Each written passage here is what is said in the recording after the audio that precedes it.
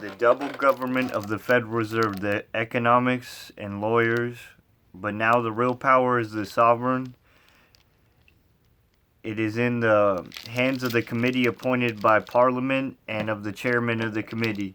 No other select committee has any comparable power. And considering how carefully we have fettered and limited the powers of all the other subordinate authorities, are allowing such discretionary power on matters peculiarly dangerous and peculiarly delicate to rest in the sole charge of the secret committee is exceedingly strange. No doubt it may be beneficial. Many seeming anomalies are so, but at first sight it does not look right. Walter Bagot, 1867. On September 15, 2008, Lehman Brothers filed bankruptcy. It was the largest bankruptcy in the U.S. At the time of the filing, Lehman had assets valued at $691 billion, roughly twice as big as the second largest bankruptcy besides its size. The Lehman Bank bankruptcy is usually, in another respect, it was not unforeseen event, but a governmental decision. The decision was made by the Federal Reserve. Much has been said about the Federal's fateful decision, about the economic consequences, about the political pressure surrounding the decision, about the changes to the world economic order that it has meant. But for purposes of understanding the Fed's internal governance, there's another important aspect of this decision. According to the Fed chair Ben Bernanke and others, the Lehman decision wasn't based on economics or politics, and wasn't even a decision made by the Fed chair. It was the insider's claim, a legal decision made by the Fed lawyers. This chapter will have more to say about the explanation of events, but what it and others examples illustrate is that the Fed's policy space is influenced not only by the senior leaderships, such as the chair of the governors. What these examples demonstrate is that there are other hands at the Fed's tiller. To understand the Federal Reserve, we must understand the Fed staff. As with so many other discussions of the central banking, the focus in this chapter owes itself in some sense to the Victorian essayist Walter Bagot. But whereas most discussions of the central banking, that is Bagot took to this treatise Lombard Street. His other famous book, The English Constitution, tells us something about where to look for power within the Federal Reserve System. Bagot argued that it is the double government, quote unquote, or the work behind the throne of the crown, where we can seek the real practice of English government and lawmaking. The crown's ministers who perform the work as kind of an all-powerful parliamentary committee. Bagot diagnosed and described the fiction that work of the governing was located in the crown, but also sought to defend fiction. We must not let daylight upon magic, quote unquote. He wrote, "Here we are the part ways with Bagot. In this chapter, we will let the daylight into the Fed's inner governance, focus attention on the lawyers and the economists who play such a significant role in shaping the Fed policy. The effort is not an expose, nor it is designed to discredit the work of the Fed staff. It is instead to note, as with the epigraph." Page 86. That opens the chapter that the Fed staff has a uniquely important power, considering how carefully we have fettered and limited the powers of all other subordinate authorities, are allowing such discretionary power on matters peculiarly dangerous and peculiarly delicate to rest in the sole charge of the secret committee is exceedingly strange. This chapter is an effort to understand the power and how the decision to grant the Fed staff has shaped the institution. More specifically, the chapter looks at the role of the staff of the economists and lawyer staffs within the Federal Reserve System generally, including the ways that influence the policy and shape discussions on the roles of the federal government in the global economy. It also looks at the two senior staffers who have exercised enormous influence over policy making at the Federal Reserve. Edwin Truman, an economist of the head of the Division of International Finance at the Fed from 1977 to 1998, and Scott Alvarez, the Fed's general counsel from 2004. Still serving as this writing, these are examples as meant to be illustrative of the broader influence that senior economists and lawyers have on the space within which the Fed operates. The argument is not that these individuals exercise extraordinary power nefariously or inconsistently with public ends. It is only that they exercise extraordinary power, much more than many in the general public realize. The Barons. Next chapter. At the Board of Governors in Washington, D.C., there is a select group of economists and profoundly influences the Fed's entire policy-making apparatus. They are the heads of the Fed's chief divisions, monetary affairs, research and statistics, and the international finance, together sometimes called the three barons of the Federal Reserve. Three senior economists aren't mere adjuncts to the Fed. As the former governor recalled, I often said when we were assembled together in a meeting that the governors work for the staff instead of the other way around. Even their salaries reflect the prominence. Their salaries are with other senior staffers, higher than those of the governors, including the Fed chair, recalled another former governor. This agency is probably the closest thing in the United States government to a British ministry, where the permanent civil servants who are highly skilled and deeply entrenched dominate. The senior staff seem to agree.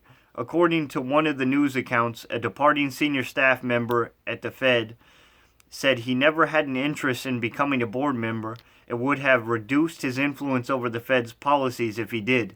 To illustrate, consider the example of Edwin Ted Truman, the head of the Division of International Finance from 1977 to 1998. Appointed to his position, the Board of Governors during the Burns Fed, and in his place Miller, Volcker, and Greenspan. Truman began his career as an academic economist at Yale, where he was interestingly on a committee that conducted the oral examination of a graduate student named Janet Yellen in 1972.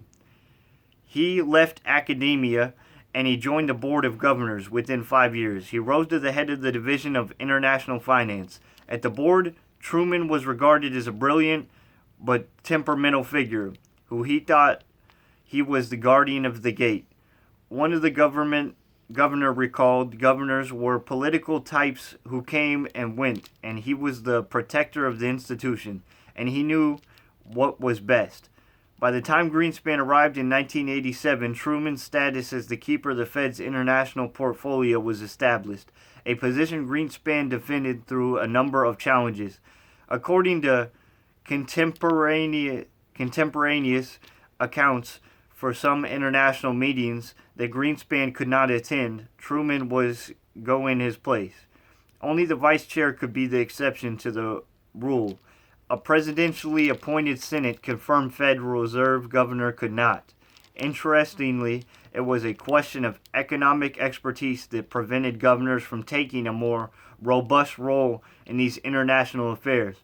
For example, Bill Clinton considered appointing Peter Keenan, an internationally renowned monetary economist, to the Fed's boards. Before Keenan could accept the position, he consulted with Greenspan and asked if Keenan would be able to play a policy role in international affairs. Greenspan said no. I was told that the representational role of the board in international matters, where the vice chairman and Truman's, Keenan recalled, quote, I could not expect to attend any international meetings on behalf of the board, end quote.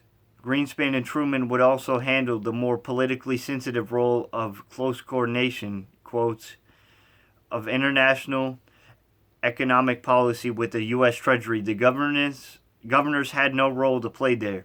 Truman's work then was not so merely technocratic function of crunching numbers and shaping models where the staff economists exercised their influence. Keenan was qualified for that job too. It was the inherently political and diplomatic functions as well. This was despite the fact that Keenan would have been the U.S. President's representative, usually the only qualification necessary to engage on the government's behalf on high-level policy issues.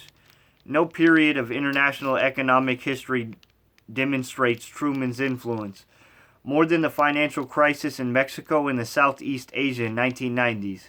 During the Mexican crisis, called by some of the first crisis of the 21st century, quotes, many feared that Mexico's default on its public debt would not only wreak havoc on its own economy, but also have an effect major trading partners, including the United States. The Clinton administration, led by Secretary of Treasury Robert Rubin, wanted to avoid a Mexican default and sought authorization from Congress to extend to a $40 billion loan, a bailout of the peso. Quotes, Congress baked and refused to budge. Clinton team at the Treasury, including then Undersecretary of the Treasury Larry Summers, the Assistant Secretary Jeffrey Shafter,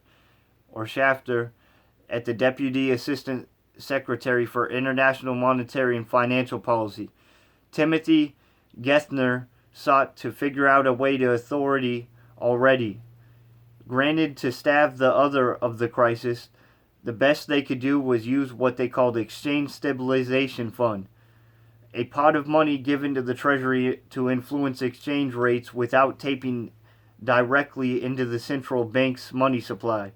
But even the Exchange Stabilization Fund, ESF, wasn't enough to provide what the Mexicans needed, and the Clinton administration's efforts to secure congressional support for the funds failed.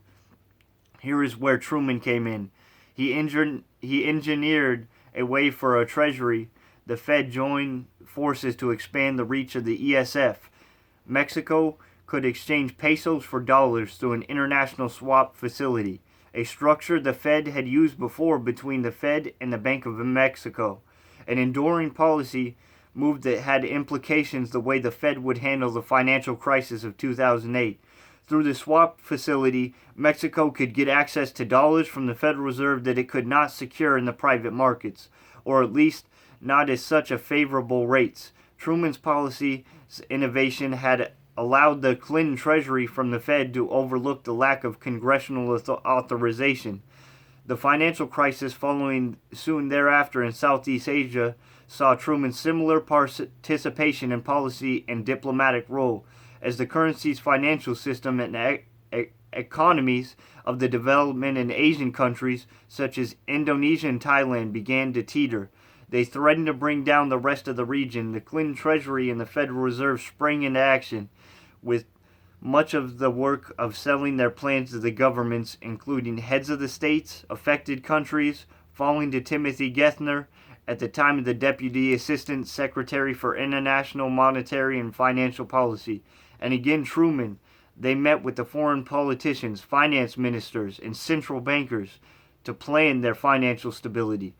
It was high-stakes economic diplomacy, and not an exaggeration to say that Truman acted on the country's behalf as one of its chief diplomats.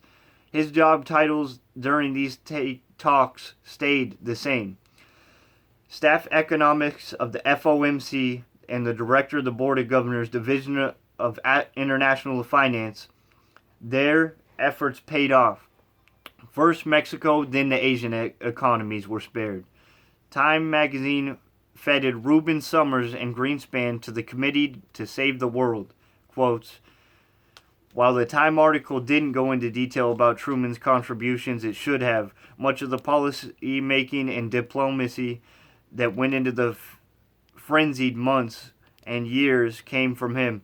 By all accounts, although some of the protest his temper, Truman represented the best thinking on international financial crisis within the United States. Page 90.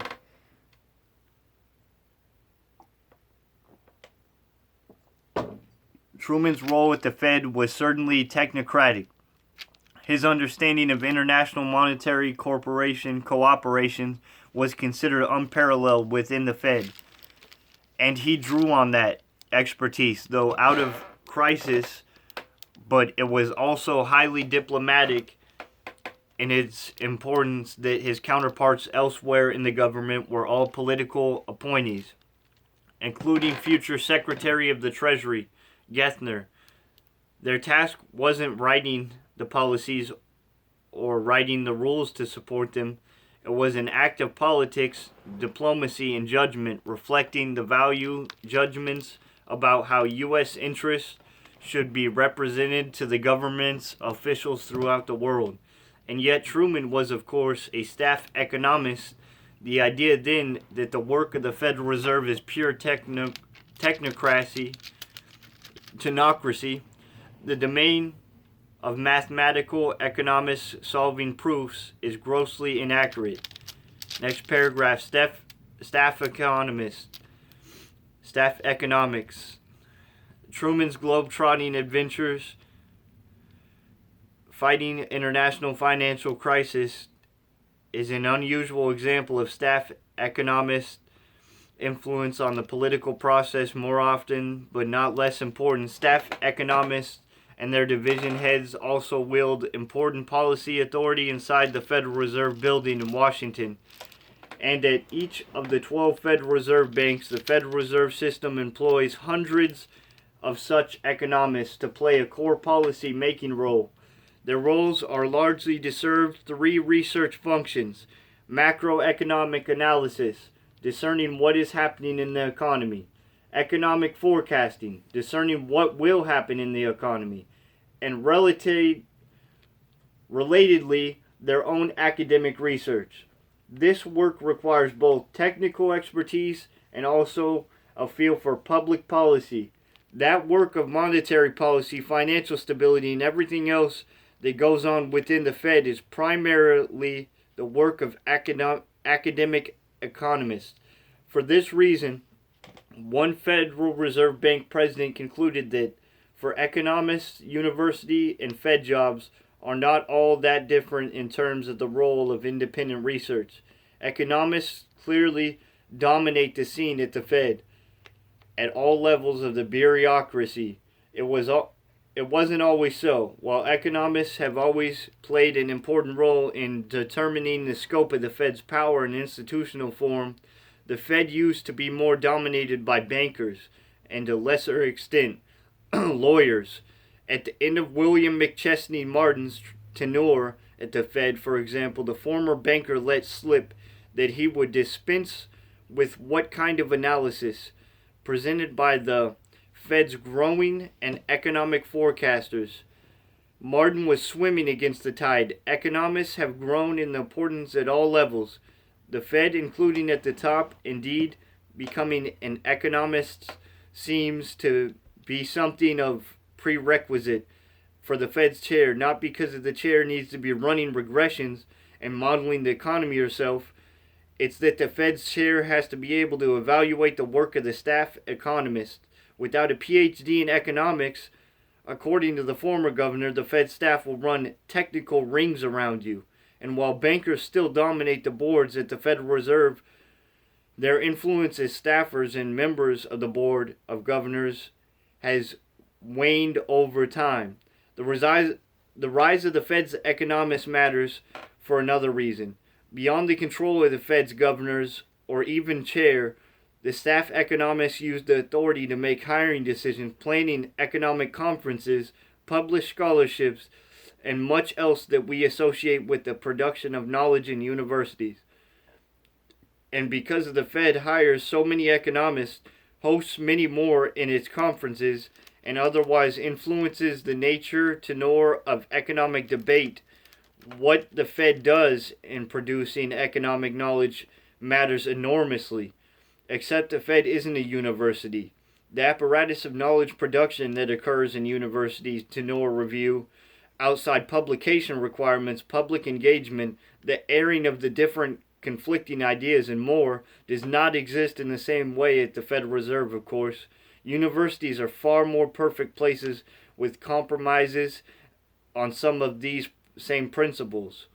At the Fed, though, there's simply no way of knowing exactly how the knowledge production function works with certainty. While Fed economists actively engage with others in the academy, how the Fed makes hiring decisions, plans conferences, or otherwise engages academic outsiders is too opaque to evaluate its objectivity. Page 92. From the Fed's perspective, there's a good reason for the opacity. The Fed has a horse in the race for producing economic ideas about its policy mission. Like members of any other institution, those within the Fed want both to perform their task well and, importantly, for others to think that they are performing their task well and acting as a gatekeeper for the production of economic ideas both inside and outside the Fed. There is a conflict of interest here. Assessing the Fed's performance will sometimes necessarily mean that the assessment comes out of the wrong way. Some of those efforts might be intentional. For example, Paul Krugman, the Nobel Prize winning economics and New York Times columnist, famous for his liberal policies and criticisms of the free market economic ideology, spent a decade excluding from participating in the Fed's signature annual conference in Jackson Hole, Wyoming. Because of his criticisms of Alan Greenspan, his exclusion became ironic in 2006, when the theme of the conference was in fact work that he had pioneered. The Fed's history of freezing out the critics within the economics profession is unfortunately a long one. More often, though, the Fed's failure to publicly engage critics occur not because staff economists or Fed leaderships are acting petty or bitter. The problem is understanding the balance between producing knowledge and justifying policy action. And although that balance has profound consequences for public policy, it is not a balance that the public gets to strike. There is a distinct problem to the rise of economics and economists within the Federal Reserve. Even if a diverse group of economists are consulted, if there is not a greater methodological diversity in the approach, usually you would say methodical, but they put methodological. Okay, diversity in the approach to thinking about inflation, financial stability, employment, and the rest of the concerns that occupy the Fed, there is not a border risk of homogeneity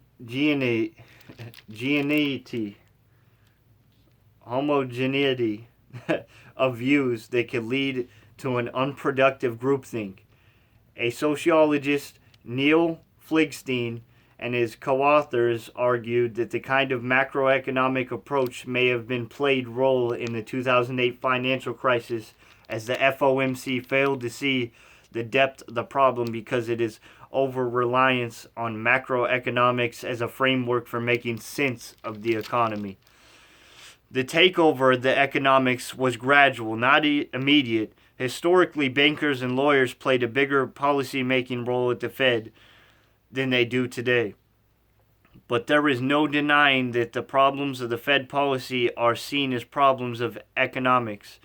For understanding the Feds as they, not an it is essential to consider not only the legal and political roles Fed employees, but also their academic and intellectual roles too. Seem to be some sort of typo there. Next paragraph, enter the lawyers. One of the 15 divisions of the Board of Governors is the legal division headed by the Fed's General Counsel. This is unsurprising. Every governmental agency has a chief lawyer, and the Fed exists in a world that requires determinations made about staging number of laws. And before the financial crisis of 2008, the Fed's lawyers weren't terribly different from their counterparts in other agencies. They served as political appointees in the agencies. Many policy tasks, the work of economic analysis, forecasting, and building a monetary policy around both. Administrative law is a technical field, and while few, if any, area of the law is completely divorced from the value judgments and ideology, hiring specialists to tell the Fed's policy makes their duties under the statutes and Constitution was seen as a largely technical task. After the crisis, though, we see something different. The Fed's lawyers are responsible not just for interpreting law, but also for policy making. And they do so behind the veil of secrecy that makes it difficult, even impossible, to evaluate their work. Consider two examples. First, the Fed's enforcement proceedings, the administrative process by which banks under Fed oversight are held accountable for violations of federal law.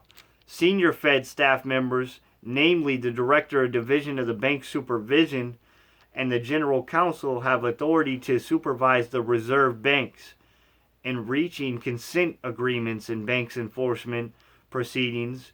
Of the over 1,000 enforcement actions taken by the Fed over the last 10 years, only 11 proceed to administrative hearing, and only 7 of those 11 proceeded to the Board of Governors.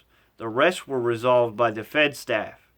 These enforcement actions are not only minor wrist slaps for the failure to get administrative ducks in a row.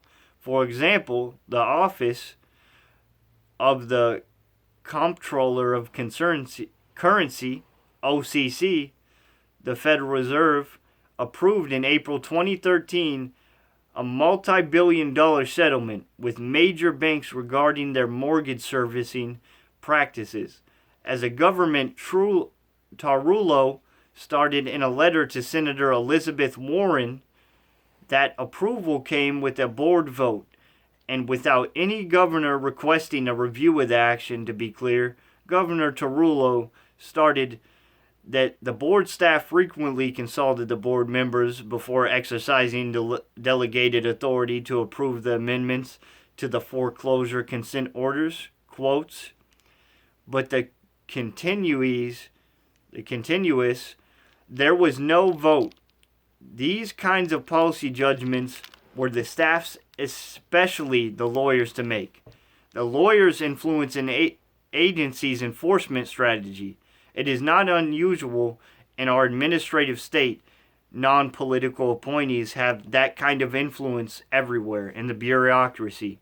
But the second example of the power of the Federal Reserve's lawyers is more unusual and unique to the Fed, and that it is the nature of the Fed's own authority in conducting monetary policy and in its functions as a lender of the last resort. There's no mechanism provided by statute or judicial decision to review the Fed's action in court.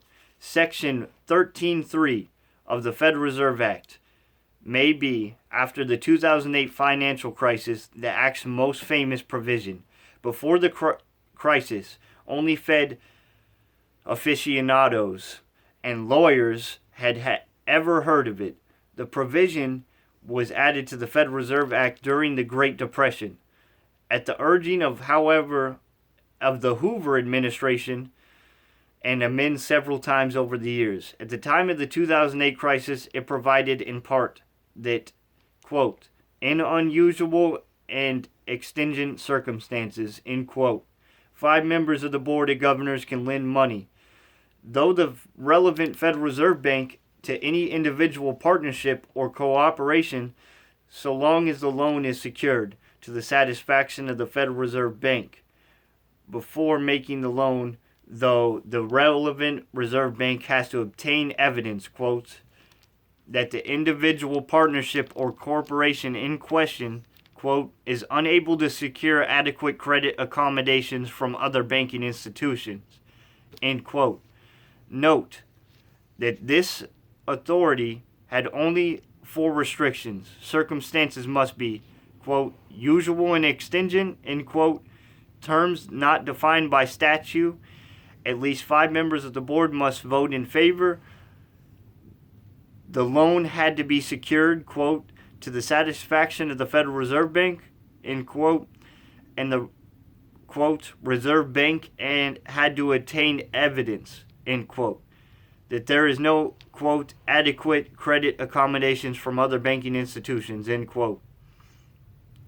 Even though the 5-vote requirement is honored in the breach, it is invocation to authorize the J.P. Morgan accusation of Bear Stearns was voted on with only 4 governments under a post 9/11 provision that relaxed the requirement in emergencies, a kind of emergency backdoor to the emergency backdoor. Under this authority, the Fed loaned money to Bear Stearns, AIG, and many others, but refused to lend money to Lehman Brothers, sufficient to prevent Lehman's bankruptcy. As mentioned at the beginning of the chapter, the justification of this uneven treatment was a legal one. Bernanke and Geithner had claimed that 13 or -13 of the Federal Reserve Act that I cited earlier barred them from acting on behalf of Lehman Brothers, even as it is authorized the bailout for AIG. But to justify this explanation, Geithner had to change its requirements under 13-13. He wrote the Fed could conceivably lend a non-bank we deem solvent, but only if it was such deep trouble that no one else would lend to it, and even then only if we could secure collateral that could plausibly cover our exposure. This is not what happens when the statute requires. There is no requirement that the institution be objectively solvent. The Reserve Bank only has to be satisfied with the collateral presented, and there is no requirement that no one else would lend. There only needed to be evidence, any evidence that other alternatives weren't adequate. It is at the board's a discretion that Congress couldn't ridden short of announcing that the Fed was in the business of giving away free money. Geithner's defense of the Fed's use of 13-13, repeated by Ben Bernanke, is that 13, quotes, parentheses, 3, allowed for bailouts at Bear Stearns. Page 96. And AIG, among many others, but not Lehman Brothers, is the product of one or two disconcerting explanations. First, it is purely an ex post rationalization that in fact the Fed made a huge mistake in failing to bail out Lehman Brothers and was looking for a scapegoat in the Federal Reserve Act. There is some evidence for this explanation. The contemporaneous accounts suggest that the Fed's problem was a failure to compete the sale of Lehman Brothers to a willing buyer despite near successes, and its misjudgment of the markets. Readiness for the collapse of such a large financial institution. The second explanation is more relevant to our understanding of the roles of the Fed lawyers. After the Lehman decision, Fed's officials like Ben Bernanke and Timothy Geithner did point to the Federal Reserve Act and the lawyers' interpretations of it to justify their decision to allow the Lehman